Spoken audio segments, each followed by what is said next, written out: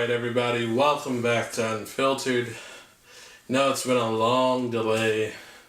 Probably the last time I uploaded when I had hair. Anyway, yeah, I did get a haircut and all of that, but I really just wanted to check in with you guys, just let you know I'm okay. Channel's still going, just had a lot of stuff in the last, I don't know, I guess you say 3 weeks that really did kind of hamper me from being able to upload as often as I like to, but it's also for a lack I didn't have anything to blog about. Go figure, considering all the things that have happened in the world. But the biggest thing that has happened to me, I guess within the last 3 weeks, is I lost my grandmother. And I'm sure, if you're my friend, some sort of way, you know my grandmother, and probably people more that I grew up with, you've met her at least once or twice, and she passed away last Saturday, September 10th, at age 96. In a way I don't know how to explain how I feel, but I'm going to try it as best as I can, because some of it still hurts a little, but like with any death in anyone's family, you find a way to, I guess, cope with it. I knew almost a month prior that my grandmother was going to pass away soon. She had been admitted into hospice care on August the 15th of this year, and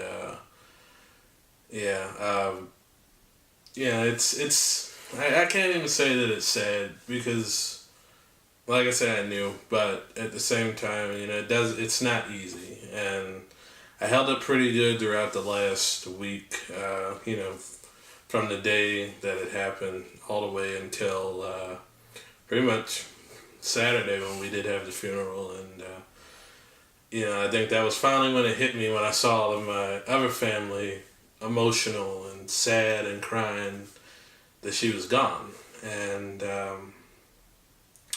I always tell people that, and I guess this is a crappy way of looking at it, and it was my way of coping with that. I never wanted to see my grandparents like that, because they're both in basically a rehabilitation center, and they're probably going to be there. Well, my grandfather is also probably going to be there until he passes away, and hopefully that's not soon.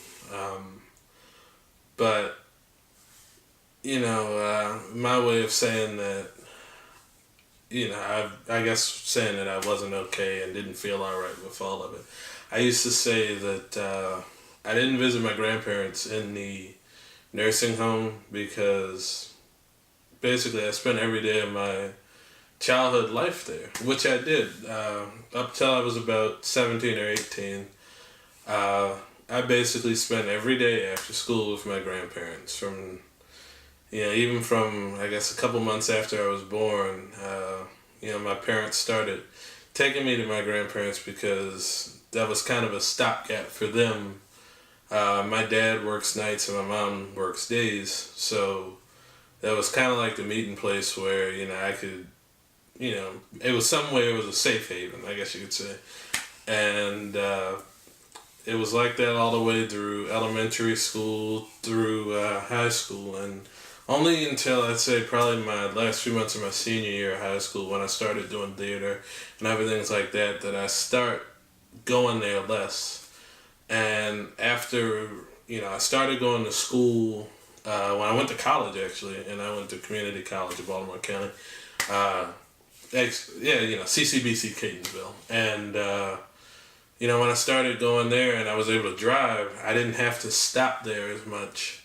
And then that kind of got into a bad habit. There were certain times when my grandparents did go into the hospital, or if, it was a snowstorm or something like that, I had no choice but to go there. And, but I guess over the last, honestly, probably 8 years, I kind of shied away from it. And once they got put into the rehab center, it was kind of like, it felt to me like it was the end, but they've been there almost, I'd say probably almost 3 years at least. My grandfather had. My grandmother went into a assisted living facility for a little bit, and then she had a fall there, and we had to take her out of there, and she went over to the rehab. But it's been so long since their house is sold and all of that, and I don't really know how to explain it, because it's just like,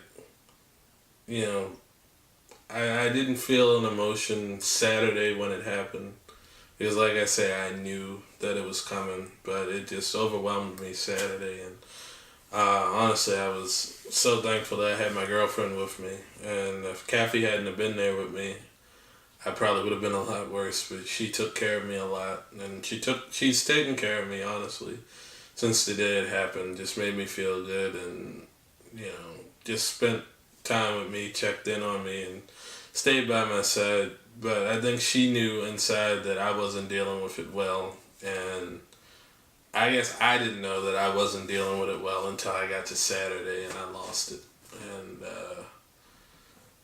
And my grandmother touched a lot of people's lives, and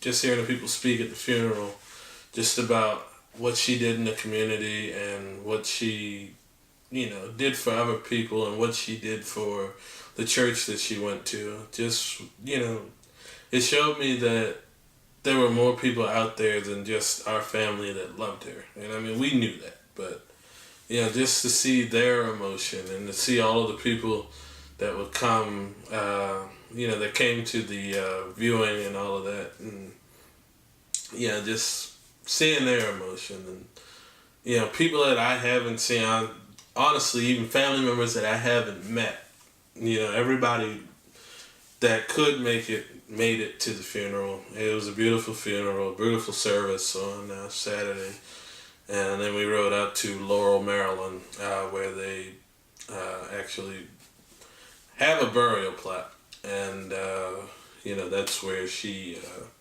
is buried. But honestly, guys, my thing is, over the last couple of weeks, I don't know if any of you follow me on Twitter, even when I put up on Instagram, I said that, just hug your family close, because you never know what's going to be the last moment you have with someone, because I didn't expect that day to be, the last time I saw my grandmother, honestly, 2 weeks before she passed, I didn't expect it to be the last time, because I thought she would keep fighting and fighting. And as her health condition worsened, and, I was busy with work, and, just never found the time to make it back out there. But the day I saw her, I knew I had made my peace with the fact that it was close to the end. And I kissed her, and, I told her that I loved her. And, I know that she's not gone, and physically she's gone, but spiritually she's still with me. She's still over my shoulder. She's still telling me that I know better. And, the story behind the I know better. When I was a little kid, I'm the last grandchild. So the rest of my cousins and all that are my age, they are probably about, anybody. I think one of them is actually a year after me, but she's a great-grandchild. So, for the rest of the great-grandchildren, I was the, standard bearer of what to do right and wrong, because I spent so much time over at the house. So anytime somebody broke something, somebody wrestled in the house, somebody fell down the step, anything trivial like that, I was the person that knew better. And it shouldn't have happened, because I should have stopped them from doing it. And originally, as a kid, and I was growing up, I was just like, why are you telling me that I know better? And it finally hit me, actually, a couple of weeks before she passed. She was telling me that I knew better because, she expected more out of me than everybody else. And I don't want to say that as to say, like, my family wasn't good for anything. No, I love my family to death. We're close-knit and everything. But she knew that because I spent the most time there, I was supposed to tell people how it went and that she put trust in me to do that. And basically, when she would tell me that she knew that I knew better, it was basically her just telling me that I kind of let her down that time. And so, as I've said on Instagram and said on Twitter, I know better now. And, like I said, just hug your family members close. Check in on those you haven't heard from for a while. Because, it's funny that, like I say, I saw family that I hadn't seen in years at the, funeral service. And, honestly, it's kind of sad that that's the only time that we see each other is when a family member passes away. But, we all live all across the Eastern Seaboard, so it's kind of hard for everybody to get back and forth. And some of us are out in the Midwest and all that. But anyway, guess that's it. I really don't know what the next update's going to be. I may record another one, and I have that posted up in a little while. Might talk about some current event stuff going on, but I don't know. Maybe it'll be a random video like I wanted to do a couple weeks ago. But anyway, I thank you for watching, and I thank everybody for their prayers and concerns that wish me well and all of that. I love you all, and my family loves you, thanks you, and we're going to get through this. Like I said, we're close-knit, so we're going to get through it together. And, so anyway, thanks for watching. Of course, if you already haven't, like, subscribe, and actually turn on your notifications so you'll know when I post. But anyway, thank you so much, and this has been another episode of Unfiltered.